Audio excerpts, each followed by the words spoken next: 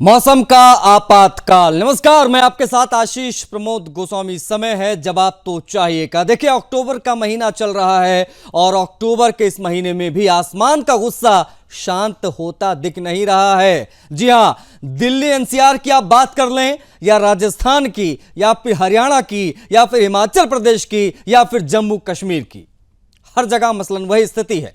बिन मौसम बरसात, जनजीवन अस्त व्यस्त यही दिखाई दे रहा है कई प्रदेशों में, कई जगहों पर। दिल्ली एनसीआर में ठंडी हवाओं के साथ बारिश ने लोगों की परेशानियां बढ़ा दी हैं। घरों से निकलना मुश्किल हो गया है। आईएमडी ने चेतावनी दी है कि यह आफत अभी थमेगी नहीं, जिसका एक नजारा आज दिल्ली एनसीआर में दिखाई दिया। मौसम विभाग ने राजस्थान के 9 जिलों में बारिश का अलर्ट ऑलरेडी जारी करके रखा हुआ है। हरियाणा के 17 जिलों में चेतावनी जारी की गई है।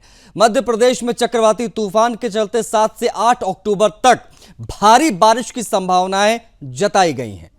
अरब सागर में सक्रिय चक्रवाती तूफान साथ ही छत्तीसगढ़, बिहार और झारखंड की ओर भी बढ़ रहा है। पूर्वी सिस्टम के कारण वातावरण में नमी लगातार बनी हुई है।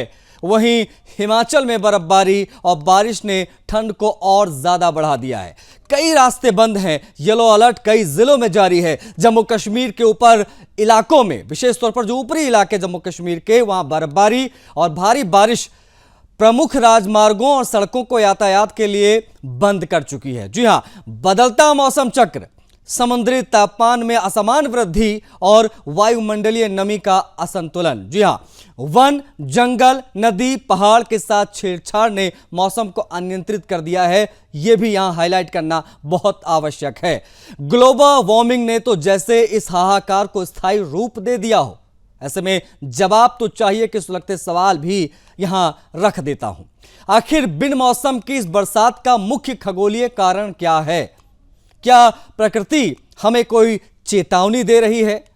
ये बेहद महत्वपूर्ण सवाल हैं, बड़े सवाल हैं, गंभीर सवाल हैं। क्या ये विकास के होड़ में लगे इंसानी कार्यों का असर है? और क्या ग्लोबल वार्मिंग की मार और भी घातक होने वाली है?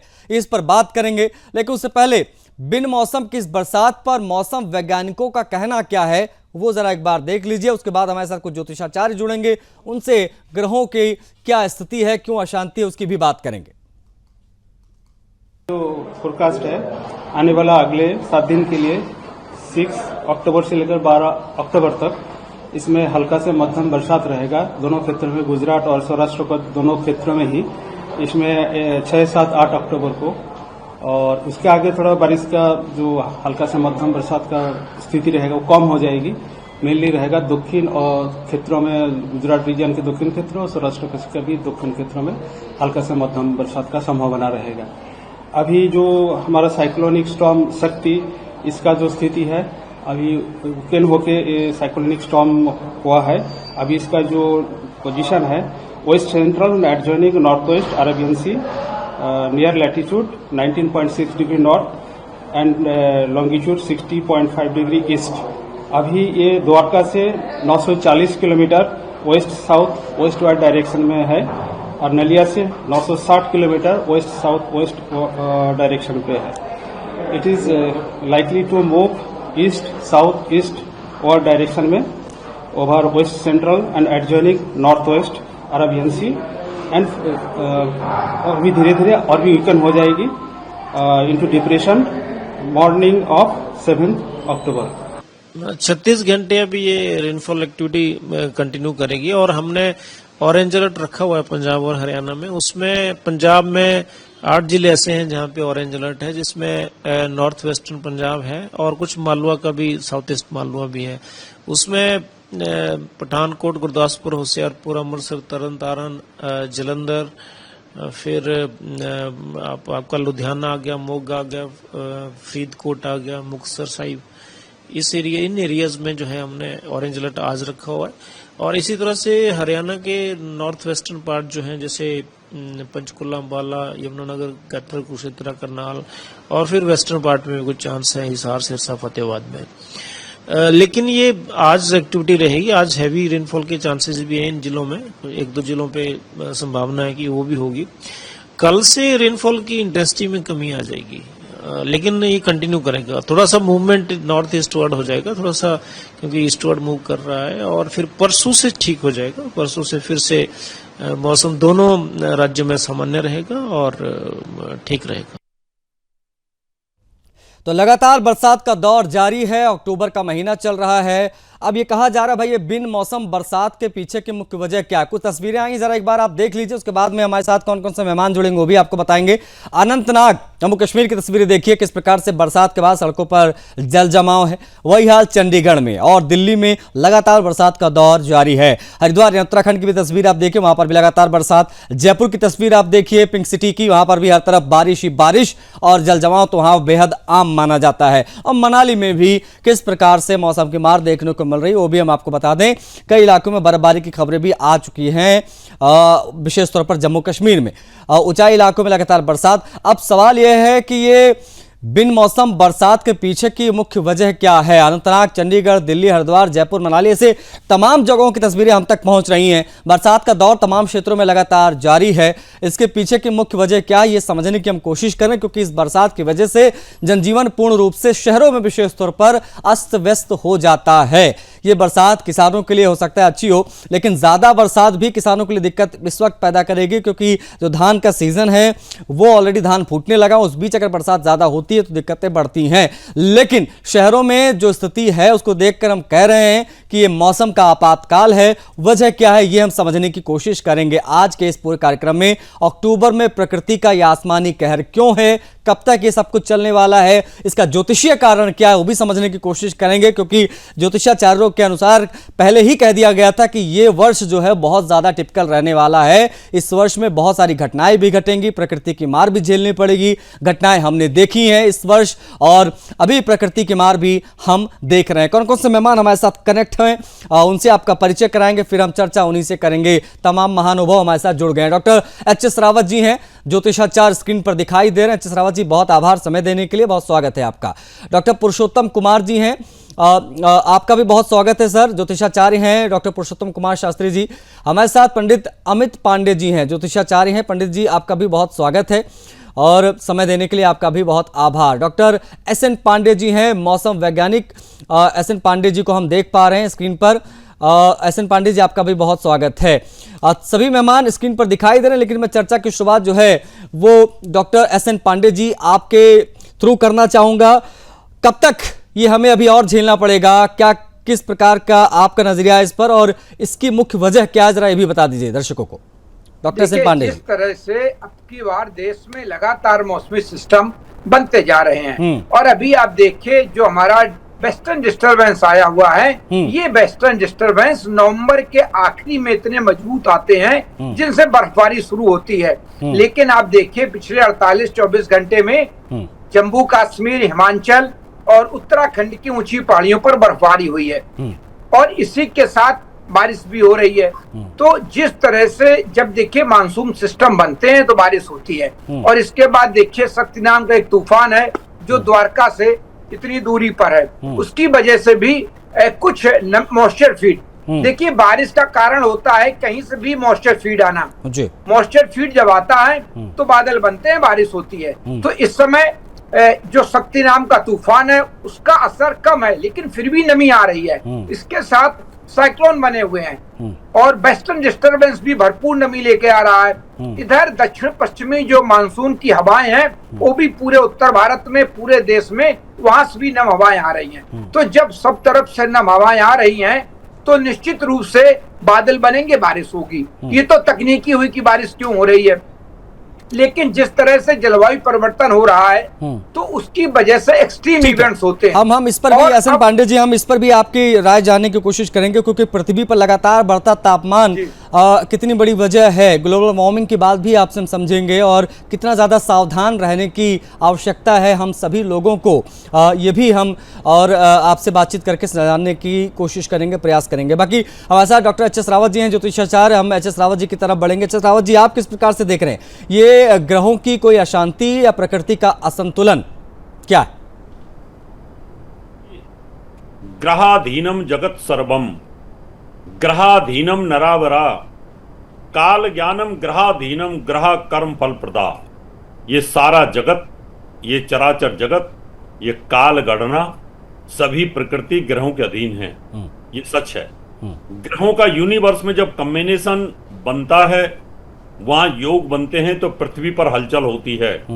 और इसकी भविष्यवाणी ज्योतिषाचार्य हमेशा बहुत पहले कर देते हैं। चाहे वो चंद्र ग्रहण हो, चाहे वो सूर्य ग्रहण हो, चाहे वो तूफान हो, चाहे वो सूखा हो, और चाहे किसी प्रकार के कोई उपद्रव या कहीं ना कहीं भूचाल भूकंप आने वाले हों या दो देशों के युद्ध हों। जी 8 भविष्यवाणी मैंने की थी और वो YouTube चैनल पर हैं और वो बहुत पहले की थी। वो 8 की 8 सच हुई। इसका मतलब ग्रहों के योग में बहुत पावर होती है। हमारे पंचांगों में लिखा होता है कि जब जब भी खप्पर योग बनता है ज्योतिष के अंदर, तो उस समय पर वायुमंडल में बड़े परिवर्तन आते हैं। जुलाई से लेकर के 7 अक्टूबर तक का दोबारा खप्पर योग बना है। खप्पर योग तब बनता है जब चंद्रमास के अंदर 5 शनिवार आ जाएं या 5 सोमवार आ जाए, 5 इतवार आ जाएं, तो उस समय पर भयंकर बारिश, तूफान या दो देशों में उपद्रव होता है। एक तो खप्पर योग का बहुत बड़ा प्रभाव इस समय पर, इस मौसम पर चल रहा है, जो 7 अक्टूबर तक चलेगा। दैट मीन्स जो अभी वैज्ञानिक बोल रहे हैं कि 2-3 दिन में कम हो जाएगा, तो हमारे हिसाब से भी अब ये 2-3 दिन में कहीं ना कहीं होने वाला है। ठीक है राव जी, आप बने रहेगा, बाकी मेहमान भी है। मैं चाहूँगा एक बार सभी से ओपनिंग प्रतिक्रिया ले ली जाए। अमित जी भी हमारे साथ हैं, उनसे भी हम जुड़ने की कोशिश करेंगे। पंडित अमित पांडे जी, अमित जी आप किस प्रकार से देख रहे हैं मौसम के इस आपातकाल को? बताओ ज्योतिषाचार्य, आप भी क्या मानते हैं कि ये ग्रहों की अशांति बहुत बड़ा कारण है, या प्रकृति में वाकई असंतुलन देखने को मिलता है, इसलिए इस प्रकार की तस्वीरें दिखाई देती है जो स्क्रीन पर हम दिखा रहे हैं? अमित जी देखिए, एक इसके 2 पहलू हैं। एक तो उपद्रव में तमाम तरह के प्रलय की घटनाएं, छोटा प्रलय, बड़ा प्रलय, या इस तरह से कोई भी आपदा आती है, सारे विषय जो है उपद्रव के अंतर्गत आ जाते हैं जी। ग्रहों के अधीन ही सारे संसार का भोग चक्र है। ग्रही राज्य प्रयच्छन्ति, ग्रही राज्य हरन्ति च। ग्रही राज्य देते ही ग्रही दुख देते हैं, ग्रही सुख लेते हैं। लेकिन उपद्रव में एक भाग है ये वर्षा, अति वर्षा, या यूं कहें बाढ़, या जो आजकल जो दिखाई दे रहा है पहाड़ों पे जो बहुत अधिक वर्षा हो रही है, प्रलय काल की वर्षा दिखाई दे रही है, मतलब जब जन धन की हानि हो रही है। ये वर्षा का अगर हम केवल विचार करें तो जुलाई के महीने में जब शनि वक्री हुए, और अभी ये नवंबर 29 तक ये वक्री रहने वाले हैं, और वक्री होना एक तो सामान्य प्रक्रिया है। ग्रह वक्री होते हैं, ग्रह मार्गी होते हैं, लेकिन शनि पूर्व भाद्रपद नक्षत्र में वक्री हुए हैं, जो कि वर्षा का नक्षत्र है। और शनि है, जैसा कि आप जानते हैं कि सबसे धीमा चलने वाला ग्रह है, और जब यह वक्री होता है तो जब पूर्वा भाद्रपद जो कि वर्षा का नक्षत्र है, और जब जब चंद्रमा और शनि का संयोग होगा, चंद्रमा हर 27 दिन में शनि के साथ संयोग करता है, जब जब शनि और चंद्रमा का संयोग पूर्वा भाद्रपद नक्षत्र पे होगा, तब तक इस धरती पे प्रचंड वर्षा होगी। फिर दूसरी बात होती है कि वर्षा होगी कहाँ? पृथ्वी तो बहुत बड़ी है, नक्षत्र 27 है, तो उसके लिए स्पष्ट बता दूं कि पूर्वा भाद्रपद नक्षत्र से प्रभावित, अर्थात मीन राशि के जो हिस्से आते हैं, जब आप पूरे वास्तु पुरुष का आप जिक्र करते हैं, तो जो पूर्वा भाद्रपद नक्षत्र की जो बात आती है, वो कहीं ना कहीं ईशान कोण, पनप पूर्व के हिस्से से लेते हुए और जो है अग्नि कोण की तरफ जाता है।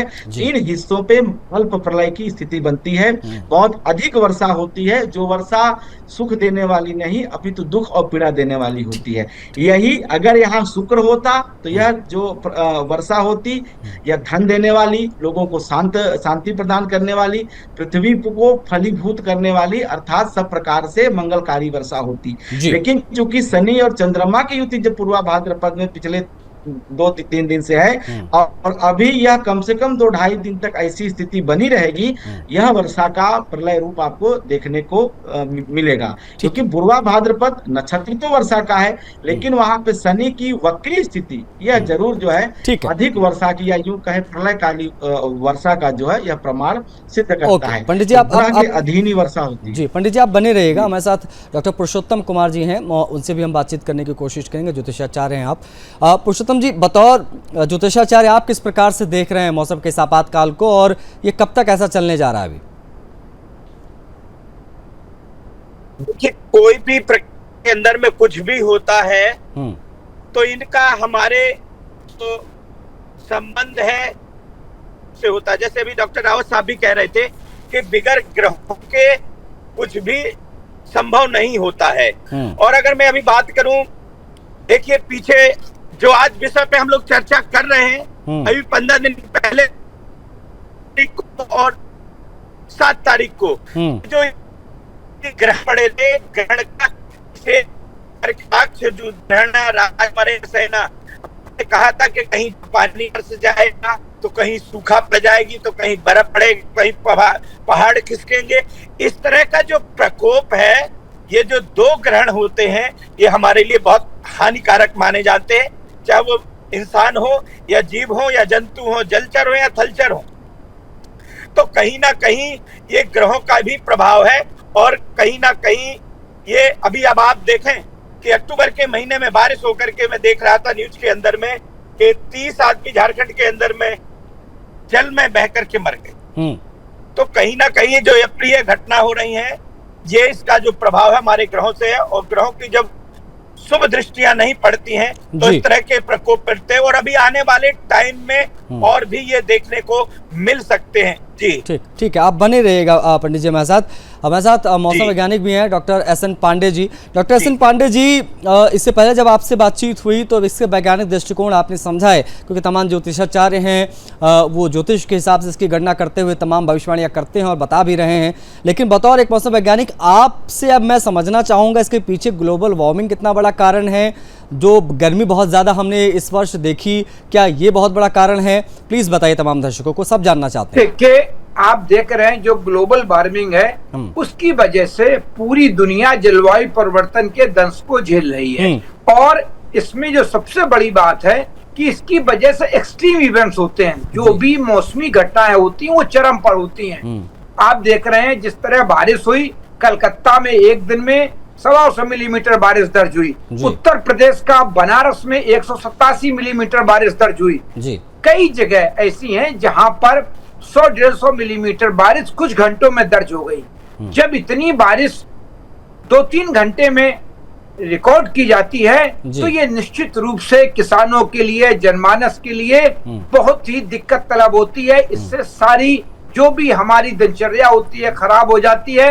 हमारे बड़े शहरों में जलभराव की समस्या आ जाती है, नदियों में बाढ़ आती है। ये स्थितियां देखिए लगातार हो रही हैं।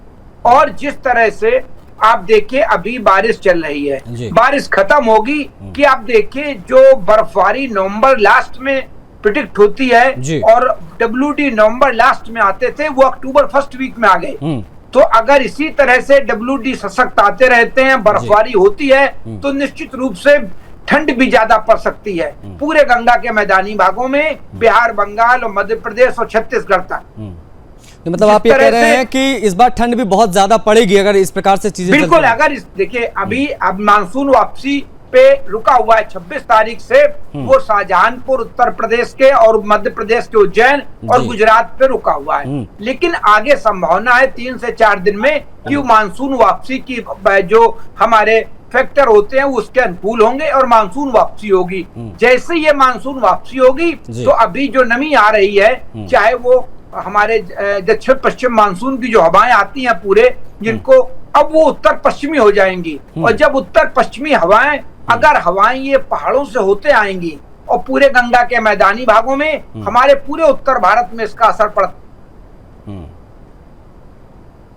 ये बहुत महत्वपूर्ण पॉइंट जो है वो रेज किया यहाँ पर, क्योंकि ये समझने वाली बात है कि स्थितियां जो हैं वो किस कदर बिगड़ चुकी हैं और किस कदर बिगड़ेंगी just only because of global warming. जी, स्थितियां हो जाएंगी कि निश्चित रूप से कि आगे सर्दी पड़ेगी। अगर WD आते रहेंगे और बर्फबारी होती रहेगी तो कोई सर्दी का कारण यही होता है। इसके बाद लगातार बारिश हुई है तो बारिश से भी जमीन में नमी हो जाती है, उस नमी के कारण भी सर्दी बढ़ती है। तो कई फैक्टर हैं जो सर्दी अच्छी पड़ने की ओर इशारा कर रहे हैं कि आगे अगर इसी तरह से बर्फबारी होती रही और WD सशक्त आते रहे और बारिश की गतिविधियां भी चलती, देखिए जब बारिश होती है तो 6 से 7 डिग्री तापमान तुरंत गिरते हैं। कहीं भी अगर 34 डिग्री है और बारिश होती है तो वो 26 डिग्री 25 डिग्री तापमान आ जाते हैं। ये स्थितियां आगे भी रहने की संभावना है। अगर ऐसा होता है तो निश्चित रूप से सर्दी ज्यादा पड़ेगी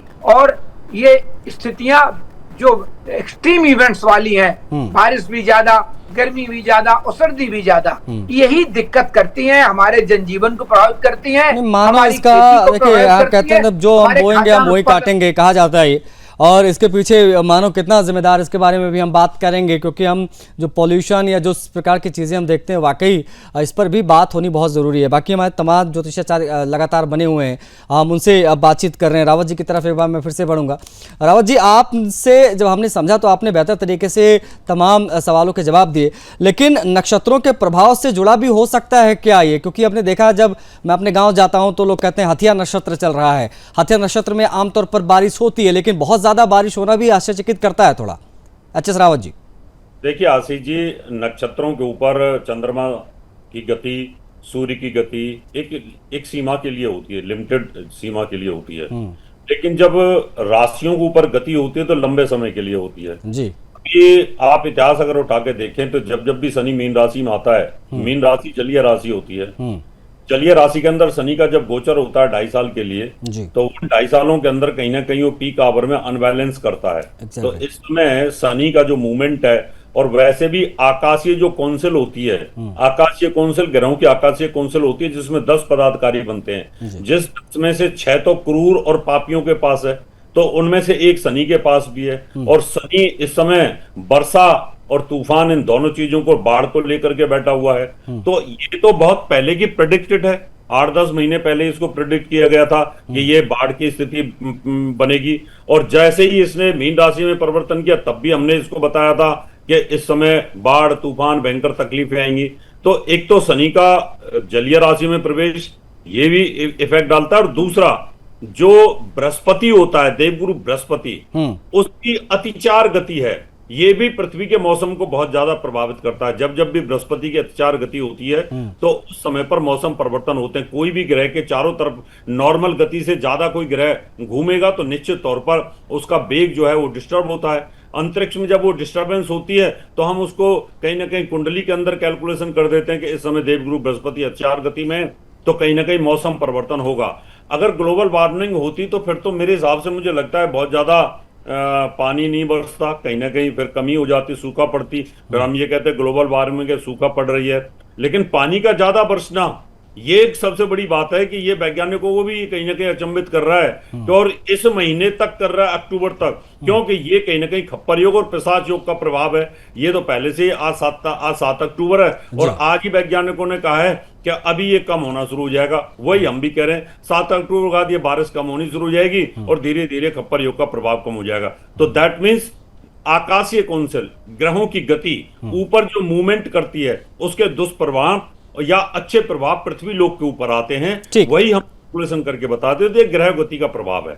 पंडित अमित पांडे जी भी हमारे साथ बने हुए हैं। अमित जी, आप क्या ये मानते हैं कि नक्षत्रों के प्रभाव से जुड़ा ये पूरा मामला हो सकता है, या आम दर्शक जरूर ये जानना चाहेगा, क्या कुछ ऐसे ग्रह भी होते हैं जो सिर्फ और सिर्फ वर्षा से जुड़े होते हैं, उनके बीच में फिर कोई ग्रह आ जाता है जिसकी वजह से इस प्रकार की स्थितियां बनती बिगड़ती हैं? पंडित अमित पांडे जी, देखिए, वर्षा से जुड़े हुए नक्षत्र नहीं, बाकायदे वर्षा के सप्तनाड़ी चक्र का हमारे यहाँ विधान कहा गया है। और सप्तनाड़ी चक्र में ये बताया गया है कि कौन से नक्षत्र अलग अलग 7 ग्रुप करके 27 नक्षत्र और एक अभिजित नक्षत्र, 28 नक्षत्रों को मिला करके एक 7 का ग्रुप बनाया गया है। उसमें 3 बातें हैं। एक है निर्जल, कि कुछ नक्षत्र ऐसे हैं कि जिसमें अगर ग्रह जाए तो निर्जल अर्थात जल नहीं देते। कुछ है जलद, जिसमें जलद के 3 भाग कहे गए, नीर, जल और अमृत। जैसे कि पुनर्वसु नक्षत्र, उत्तरा फाल्गुनी, उत्तराषाढ़ और पूर्वा भाद्रपद, ये नीर है, मतलब सामान्य वर्षा। मुख्य पूर्वा फाल्गुनी, अभिजित और सद्भिषा, ये जल है, मतलब अच्छा जल। लेकिन अमृत जिसको कहा जाता है वो अश्लेषा, मघा, श्रवण और धनिष्ठा, ये मतलब भारी वर्षा कराते हैं, अच्छा वर्षा कराते हैं। जैसे मैंने बताया कि अभी पूर्वा भाद्रपद नक्षत्र में शनि वक्री हुआ है, और शनि वैसे तो शुष्क ग्रह कहा जाता है, लेकिन जब ये वक्री होता है तो उपद्रव क्रिएट करता है या पीड़ा देता है। शनि दुख प्रदोगयो, या दुख देता है, से देता है तो जल के नक्षत्र में है, जलद नक्षत्र है। ये जो मैंने पुनर्वसु, उत्तरा फाल्गुनी, उत्तराषाढ़, पूर्वा भाद्रपद, पूर्वा फाल्गुनी, अभिजित, सद्भिषा, ये जो नक्षत्र हैं ये जलीय नक्षत्र हैं। जब इसमें कोई पापक ग्रह, खास करके शनि जैसा शुष्क ग्रह जाके वक्री अर्थात पीड़ित होगा तो भारी वर्षा कराएगा, अच्छी वर्षा कराएगा, लेकिन वह वर्षा सुख देने वाली नहीं, अपितु दुख देने वाली, पीड़ा देने वाली, कष्ट देने वाली होगी। तो आप कहेंगे कि भाई कब तक देगा और अभी क्यों आया? बिल्कुल। क्योंकि शनि को जब चंद्रमा जैसे जल के स्वामी ग्रह का संयोग मिलता है, संयोग प्राप्त होता है, तो यह घटना बढ़ जाती है। जब दोनों के बीच मात्र 12 डिग्री की दूरी रह जाती है, तो जी। प्रकृति प्रलय दिखाना शुरू करती है। अब यह चूंकि 29 नवंबर के आसपास तक शनि की ऐसी स्थिति रहने वाली है, तो वैज्ञानिक को मैं चुनौती तो नहीं करता भाई, वो कुछ कह रहे हैं तो अपने कैलकुलेशन पे कह रहे हैं कि 12 अक्टूबर से वर्षा बंद हो जाएगी, लेकिन मेरा ज्योतिष शास्त्र कहता है, और मैं कहता हूं आपके बड़े इस चैनल पे बड़ी जिम्मेदारी के साथ, जी। कि अभी 29 नवंबर तक कोई भी वर्षा ऋतु से, कोई भी इस तरह से उपद्रव से शांति हिंदुस्तान को या दुनिया को मिलने वाली नहीं है। अभी भी जो खास करके जो असम वाला इलाका है, जो वेस्ट बंगाल वाला इलाका है, ये जो इलाके जो कि हमारे सेवन सिस्टर की तरफ के जो इलाके हैं, पहाड़ी इलाके, और खास करके जो हिमालय के रीजन है, यहाँ वर्षा अभी 29 नवंबर तक रहेगी। ये हो सकता है कुछ दिनों के लिए ब्रेकडाउन हो जाए, एक आध हफ्ते 8 दिन के लिए पुनः वापस आएगी। तो 29 नवंबर तक ऐसी ग्रह स्थितियां बनी हुई हैं, और इन ग्रह स्थितियों के परिणाम स्वरूप अभी जो है ये वर्षा का क्रम चलता रहेगा। ठीक है। कुछ रुकेगा, ठीक है, ये कितना चिंताजनक है कि अकाल जैसी स्थितियां पैदा हो सकती हैं, क्योंकि किसान अगर बहुत ज़्यादा बारिश होगी तो जाहिर तौर पर फसलों को बहुत ज़्यादा नुकसान होगा। पुरुषोत्तम कुमार शास्त्री जी, ये सब कुछ कब तक अभी हमें झेलना है, जरा बता दीजिए आसान शब्दों में, क्योंकि पंडित अमित पांडे जी ने कह दिया है कि नवंबर तक खींचने जा रहा है पूरा मामला बरसात वाला। मैं बिल्कुल अमित पांडे जी की बात से बिल्कुल सहमत रहूंगा, और शनि का जो बकरी होना, नक्षत्र में जाना, जलचर राशि में जाना, तो इससे का योग आगे भी जा सकता है, क्योंकि जब ग्रहों की गतियां शुभ नहीं पड़ती हैं, तभी ये ग्रहण के संयोग बनते हैं। और अगर ग्रहण का संयोग बनता तो लोग नहीं कहते अरे हमारे जीवन में तो ग्रहण लग गया। तो ये प्रकृति के अंदर में इस तरह के भूचाल देखने को मिलते हैं। अभी आने वाले टाइम में यहाँ तक कि हमारे ज्योतिष शास्त्र कह रहा है कि भूकंप भी कई जगह भूकंप आएगा, तो कई जगह बादल फटना, तो कई जगह आने वाले टाइम में ग्रीष्म ऋतु, गर्मी भी बहुत चरम सीमा पर रहेगी। ठंडी के द्वारा भी जनहानि, मनहानि और तनहानि होने का योग जीव जंतु और पक्षी हर एक प्राणी के लिए यह हानिकारक माना जाता है। और उसी का यह है कि आप ग्रहण का ये योग बना है, तब से अक्टूबर के महीने में इतनी बारिश हुई है कि जितनी बरसात में भी लोग बारिश नहीं। अभी हम रास्ते में हैं, में देखे कि जाम लग रहा है, चारों तरफ 3-3, 4-4 फुट पानी आज की डेट में यहाँ पर भरा हुआ है। तभी हमको रास्ते में आज लाइव गाड़ी से ही करना पड़ रहा। तो कहीं ना कहीं इस तरह का जो प्रकृति का प्रकोप है, ये हमारे ग्रह नक्षत्रों के द्वारा पहले से ही हमारे जो ज्योतिषविद होते हैं, बड़े बड़े पंचांगों कर्ताओं ने पहले ही लिखा है। आज का देखिए कि बहुत ज्यादा वर्षा का योग बना हुआ है, और आने वाले टाइम में ये और भी ऐसा बना रह सकता है। जी आशीष जी, बिल्कुल पुरुषोत्तम जी, ये वाकई चिंताजनक है। अगर ये ऐसे ही बना रह सकता है तो, क्योंकि जिस प्रकार की बरसात अभी हो रही है, कुछ समय के बाद ठंड दस्तक दे देगी। ठंड के बाद में बरसात अगर इस बीच में होती रही तो ना लोगों के स्वास्थ्य पर असर पड़ेगा, बल्कि जनजीवन तो अस्त व्यस्त हो जाता है, घर से निकलना मुश्किल हो जाता है। हम देखते हैं इतना पानी जो है अभी गलियों में भरा हुआ है। तो लेकिन हमारे साथ doctor S N Pandey ji हैं, मौसम वैज्ञानिक। एस एन पांडे जी, आपने सुना अमित जी ने जो कहा, उनका ये कहना है कि भाई आप ये कह रहे हैं कि 2-4 दिनों के अंदर सब कुछ शांत हो जाएगा, इतनी ज़्यादा बरसात जो हो रही है वो थम जाएगा मौसम। लेकिन पंडित अमित पांडे जी हैं या तमाम जो ज्योतिषाचार्य हमारे साथ इस वक्त विद्वान मौजूद हैं, उनका कहना है कि नवंबर के आखिर तक जाएगा। एस एन पांडे जी, देखिए जिस तरह से अभी मौसमी सिस्टम बने हुए हैं, तो अभी अगले 24 घंटे के बाद जो हमारा राष्ट्रीय राजधानी क्षेत्र है, हरियाणा है, पंजाब है, उत्तर प्रदेश, जो WD है वो आगे बढ़ता है। तो WD अब आगे बढ़ रहा है। तो जब आगे जहां बढ़ता हुआ जाएगा वहां ये बारिश की गतिविधियां होती जाएंगी और WD फिर आगे निकल जाता है। ये वेस्टर्न डिस्टरबेंस की वजह से ये होता है। लेकिन इसके साथ ही अभी भी कई मजबूत मौसमी सिस्टम बने हैं, और आप देखिए कहीं ना कहीं ज्योतिष का बहुत बड़ा असर है। ज्योतिष में देखिए जो हमारे कई नक्षत्र होते हैं, उन नक्षत्रों में बारिश दर्ज की जाती है। तो हमारा जो ज्योतिष का शास्त्र है ये बहुत पुराना है।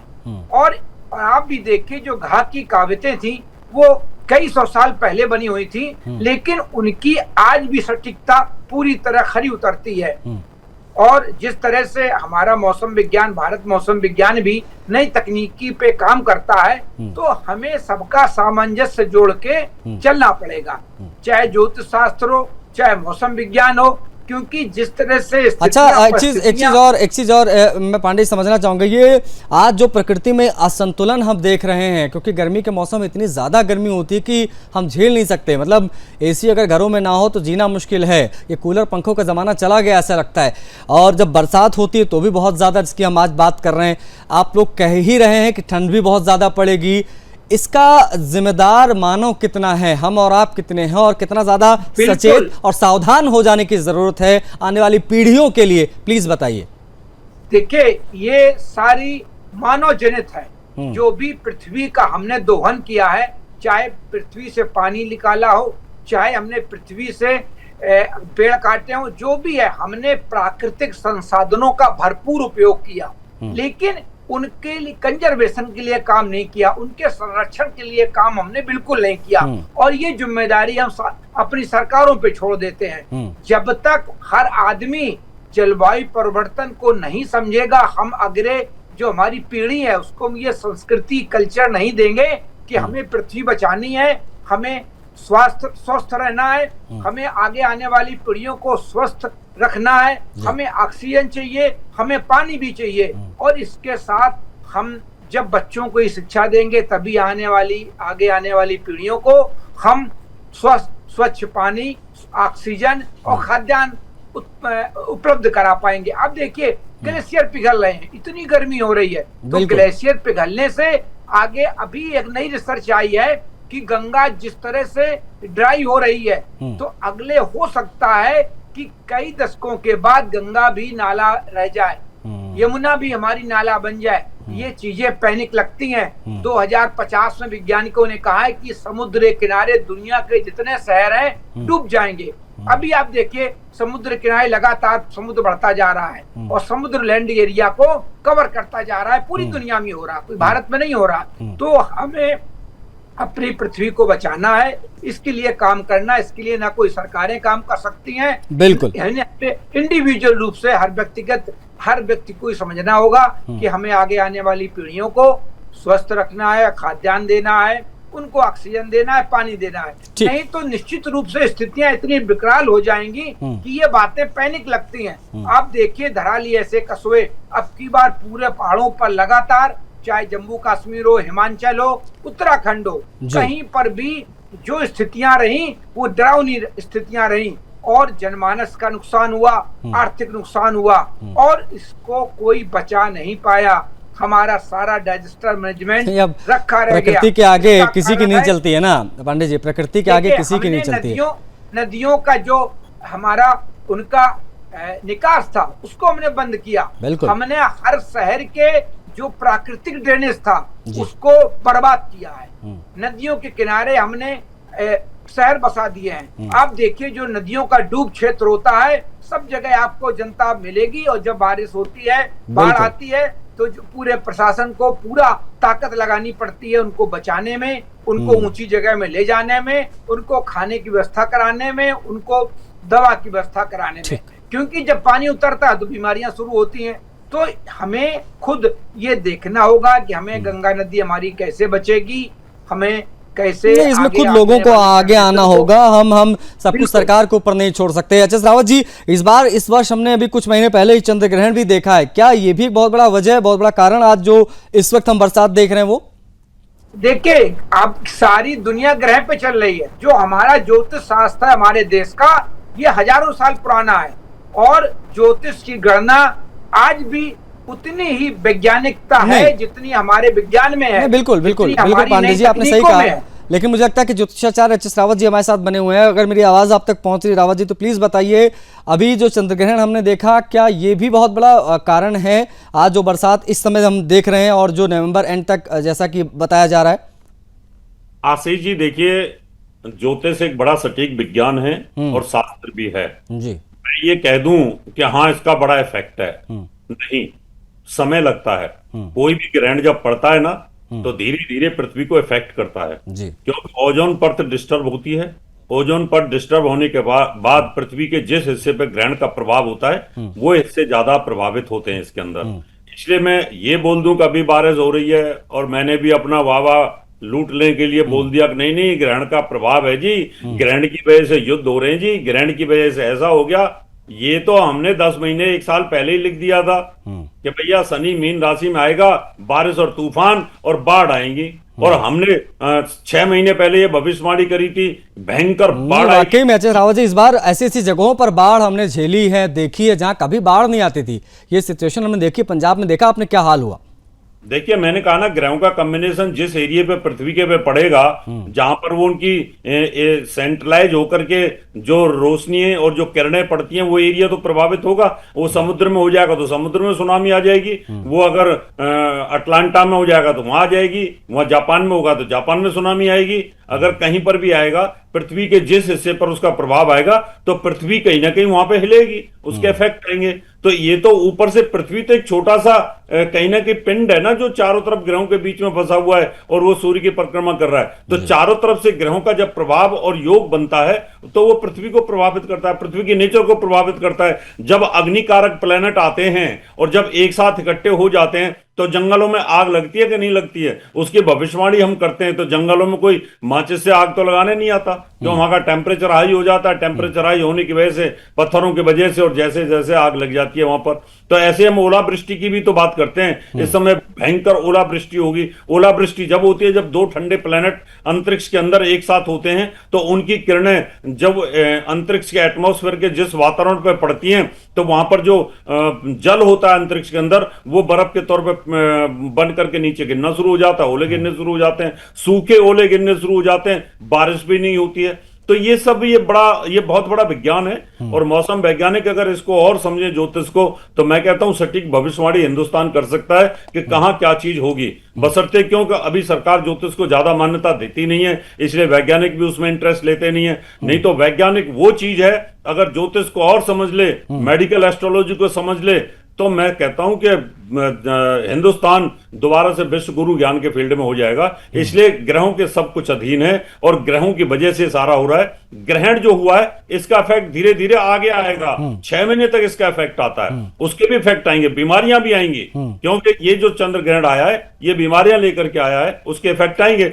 और जो सूर्य ग्रहण आया है वो उसका ऑस्ट्रेलिया के अंदर, न्यूजीलैंड के अंदर और सागरों के अंदर उसका इफेक्ट आने वाला है, तो उधर उनका इफेक्ट आएगा। तो जिस पृथ्वी के ऊपर रोशनी नहीं आती है, पृथ्वी के जिस हिस्से पर, उस हिस्से पर बीमारियां, उस हिस्से पर भूकंप, आगजनी घटनाएं, दुर्घटनाएं, 2 देशों का युद्ध और ये सब चीजें होती हैं। नहीं ठीक है, और ये अपने आप में बेहद महत्वपूर्ण मुझे लगता है कि इस बात से अमित जी भी इत्तेफाक रखते होंगे, क्योंकि ये जो हम परिवर्तन देख रहे हैं इसका एक बहुत बड़ा कारण हो सकता है कि ये जो चंद्र ग्रहण अभी हमने देखा है वो भी रहा हो। पंडित अमित पांडे जी। तो शास्त्र में ग्रहण तो अच्छे होते नहीं है, ग्रहण तो हमेशा खराब माने जाते हैं। ग्रहण का शाब्दिक अर्थ ही होता है किसी चीज को खराब कर देना या उसे तंग करना। और कहा भी जाता है, गवई कहावत है कि 1 मास 2 गहना राजा रहे की सहना। 1 महीने में अगर 2 ग्रहण लगातार हो जाए, अमावस्या पूर्णिमा पे दोनों पे, तो राजा और प्रजा दोनों दुखी होते हैं, दोनों कष्ट पाते हैं। अच्छी बात ये रही कि सूर्य ग्रहण हमारे यहाँ हिंदुस्तान में नहीं रहा। हिंदुस्तान के धरती के बाहर जो सूर्य ग्रहण हुआ उसका प्रभाव हमें कमतर देखने को मिला, कमतर देखने को मिलेगा। लेकिन रही बात ग्रहण का प्रभाव न हो, तो ग्रहण का प्रभाव भारत पे या भारत भूमि पे न पड़े यह बात संभव है, क्योंकि भारत भूमि पे ग्रहण था नहीं। लेकिन चूंकि दुनिया आज एक ग्लोबल हो गई है, एक पहले क्या था कि हम अलग थे, हम एक अलग, लेकिन आज कोई भी चीज, अगर अमेरिका में क्रूड ऑयल महंगा होगा तो हिंदुस्तान की भी इकोनॉमी पर उसका प्रभाव दिखाई देगा। अगर कोई मेडिकल खोज अगर कहीं इंग्लैंड में होगी या किसी अन्य देश में होगी तो उसका लाभ भारतीयों को भी मिलेगा। कोई भी आविष्कार, कोई भी अच्छा बुरा अगर कुछ घटना किसी देश में होता है उसका प्रभाव हम पे दिखाई देता है। जैसा कि आप राजनीतिक संबंधों में देखें, उथल पुथल मची रही रसिया के साथ, अमेरिका ने हम पे 50% टैरिफ लगाया। हम ये पॉलिटिकल मैं घुसना नहीं चाहता हूं, कहीं ना कहीं हम उससे बच नहीं सकते, क्योंकि आज पृथ्वी एक है। जो हमारा एक कंसेप्ट रहा कि तू वसुधैव कुटुंबकम, कि पूरी पृथ्वी हमारा परिवार है। परिवार बना कि नहीं बना ये बात अलग है, लेकिन पूरा बाजार जरूर बन गया है। तो अगर बाजार में कुछ भी होगा तो प्रभावित हम लोग भी होंगे। तो प्रभाव है चंद्रग्रहण सूर्य ग्रहण का और रहेगा। रही बात ये जो आज का विषय है हमारा वर्षा, वर्षा जो हिंदुस्तान के अनंतनाग से लेकर के मेदिनीपुर तक दिखाई दे रही है, कि पूरा अगर आप सर्कल देखें, एक जो है विकर्ण की रेखा जैसी जो खड़ी हो गई है, बिल्कुल विकर्ण जैसे बनता था जो है ज्योमेट्री में, वैसा विकर्ण की रेखा जो बनी हुई है, ये कहीं ना कहीं सिर्फ एक बात पे मुझे समझ आती, जितना मेरा ज्योतिष की समझ कहती है, एक तो जलीय नक्षत्र में शनि और चंद्रमा का जाना, प्लस अगर आप जो दिसंबर 2004 में जो सुनामी आई थी, 26 दिसंबर 2004 की अगर आप सुनामी का अगर आप ग्रह स्थिति देखते हैं, तो उस समय भी जो शनि की स्थिति थी वो वक्री ही थी, और शनि वक्री होकर पुनर्वसु नक्षत्र में था जो कि जलीय नक्षत्र है। जब जब शनि जलीय नक्षत्र में रहेगा, और चूंकि शनि प्रचंड वायु का, अभी कोई हमारे विद्वान पैनलिस्ट ही कह रहे थे कि शनि जो है तूफान का देवता है, सही बात है, वो तूफान का देवता है, आधी प्रचंड वायु का देवता है। प्रचंड वायु सुनामी जो निकली वो समुद्र के गर्भ से निकली। अब उस समय चूंकि वो कर्क राशि में शनि था, कर्क चंद्रमा, और चंद्रमा समुद्र का पुत्र है, समुद्र से उत्पन्न हुआ, तो कहीं ना कहीं शनि जब चंद्रमा की राशि में पुनर्वसु नक्षत्र में रहा और वक्री हुआ, तो समुद्र को अनबैलेंस किया, असंतुलित किया, और वहां से वो जो है वेग निकला सुनामी का, जो बहुत बड़ा एक तबाही का कारण बना 26 दिसंबर 2004 को जो घटना घटी, और उसकी त्रासदी कई सालों तक हमारे साउथ इंडिया में रहने वाले भाई बहनों ने झेला। तो ये कहीं ना कहीं जब जब शनि वक्री होकर किसी भी जलीय राशि में जाएगा, उसका थोड़ा सा भी सहयोग कर चंद्रमा कर दिया, तो इस तरह की स्थितियां दिखाई देंगी। और अच्छा, अब एक चीज पंडित जी, एक चीज और अगर मैं आपसे सीधा सीधा समझूं, अगर आप कुछ कैटेगराइज करके बता पाए तमाम दर्शकों को, तो अभी जो बारिश लगातार जारी है और जो आप कह रहे हैं कि नवंबर तक होगी, इसके कुछ प्रमुख ज्योतिषीय कारण आसान शब्दों में अगर आप बता पाए तो तमाम दर्शकों को हमारे कुछ देखिए, सबसे बड़ा जो कारण है इस साल की जब वर्षा कुंडली जब शुरू हुई 26 जून के बाद से ही शनि देव का जो वक्रत होने का शुरू स्थिति हुआ, जो जुलाई में आके वक्री हो गए। जब से जुलाई में वक्री हुए हैं शनि देव, और चूंकि वो जलीय नक्षत्र में, क्योंकि जब हम सप्तनाड़ी चक्र बनाते हैं मेदिनी ज्योतिष में, तो हम वर्षा की भविष्यवाणी करते हैं। ऐसा नहीं है कि ज्योतिष का हर विषय हर बात नहीं बता, स्पेशली वर्षा ऋतु ज्ञान करने के लिए दो कुंडलियां बनती है। एक आर्द्र प्रवेशी कुंडली बनती है, जो कि बंगाल की खाड़ी से जब मौसम की जब चक्रवात शुरू होते हैं, या अरब सागर से जब चक्रवात शुरू होता है, जो पूरे देश में मानसून कराता है, उसकी कुंडली बनाते हैं। दूसरी सप्तनाड़ी चक्र का जो अस्थायी रूप से बना हुआ है, हमारे ऋषि मुनियों ने हजारों साल की अपनी साधना और अपनी ज्ञान से उसको हमें प्रदान किया है ज्योतिष शास्त्रियों के लिए। तो दोनों में जब हम ग्रहों को बैठाते हैं, जब जब जलीय चक्र में शनि शुक्र चंद्रमा, देखिए शुक्र चंद्रमा बुध ये जलीय ग्रह माने जाते हैं, अर्थात ये अधिक वर्षा कराते हैं। लेकिन जब कोई ग्रह वक्री होता है, तब वह कहीं ना कहीं अपने स्वभाव के अनुरूप व्यवहार न करके टेढ़ा मेढ़ा व्यवहार करता है, उल्टा व्यवहार करता है कहीं ना कहीं। तो अब ये जो जलीय चक्रों में, जलीय राशियों में जब तक ये ग्रह रहेंगे, तब तक ये वर्षा का लय आपको दिखाई देगा। अगर यही शुक्र होता तो अच्छी वर्षा होती, चंद्रमा होता तो अच्छी वर्षा होती। ये सौम्य ग्रह है ना, अगर अच्छा ग्रह है, सौम्य ग्रह है, तो सौम्यता देगा। पूर्ण ग्रह है, अगर शनि है, राहु है, तो कहीं ना कहीं ये पीड़ा कारक की स्थिति उत्पन्न करेंगे। सरल भाषा में समझिए कि जलीय नक्षत्रों में, जलीय राशियों में जब तक ये पापक ग्रह रहेंगे, तब तक ये पीड़ा देंगे। ठीक है, आप बने रहेगा हमारे साथ। पुरुषोत्तम जी भी हैं। पुरुषोत्तम जी, कहा जाता है भाई, जैसा कि अभी आप लोगों की बातचीत से मुझे समझ में आया कि भाई प्रकृति भी ग्रहों की चाल से ही संचालित होती है, कुल जमा यही जो मैं समझ पाया अब तक। अब अगर ऐसा है तो फिर ये भी क्यों कहा जाता है कि भाई ग्लोबल वार्मिंग का जिम्मेदार मानव है, और हम जो कुछ भी कर रहे हैं वो मानव इसका बहुत प्रॉपर भागीदार जिम्मेदार है। अगर हम नहीं अभी सचेत तो आने वाले समय में दिक्कतें और ज्यादा बढ़ेंगी। पुरुषोत्तम जी, देखिए यहाँ पर दो चीजें होती हैं, एक कर्म होता है और एक प्रकृति का।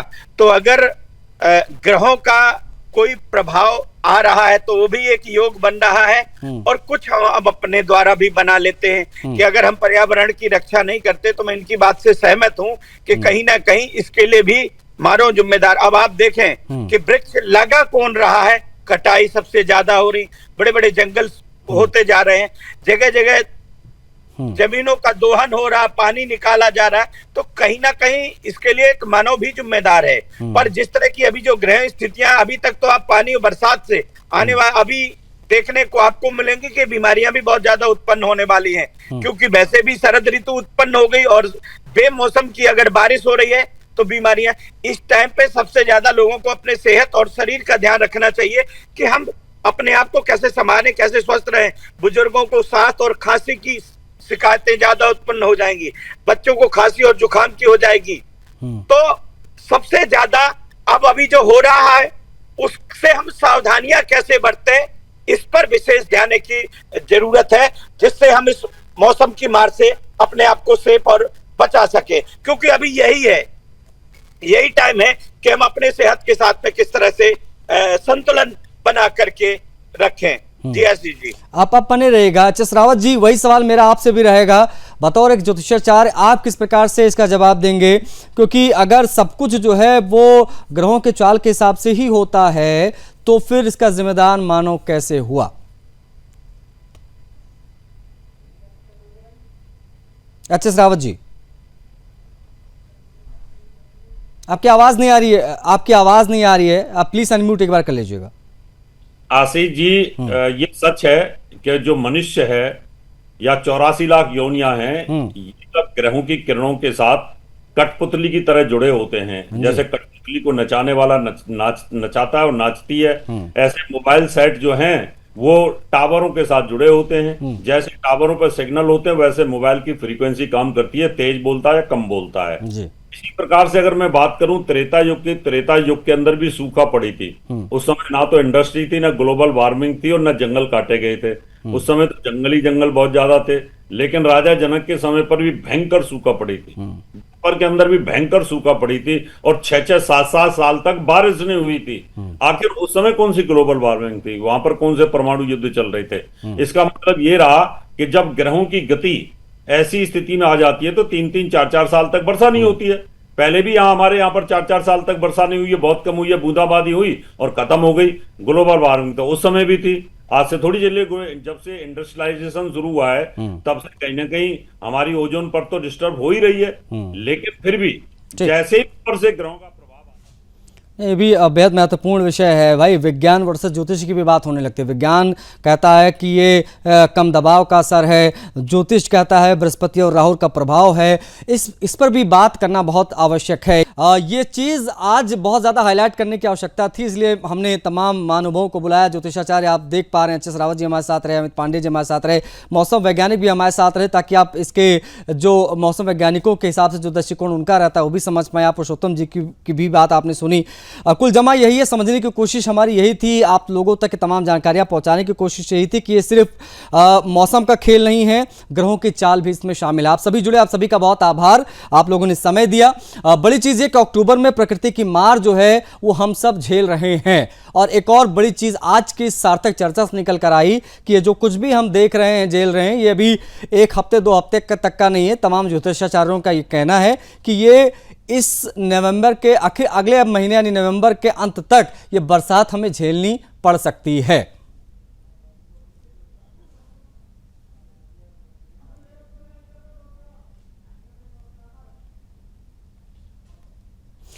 तो इसी के साथ जवाब तो चाहिए मैं आज के लिए बस इतना ही। मुझे आज्ञा दीजिए।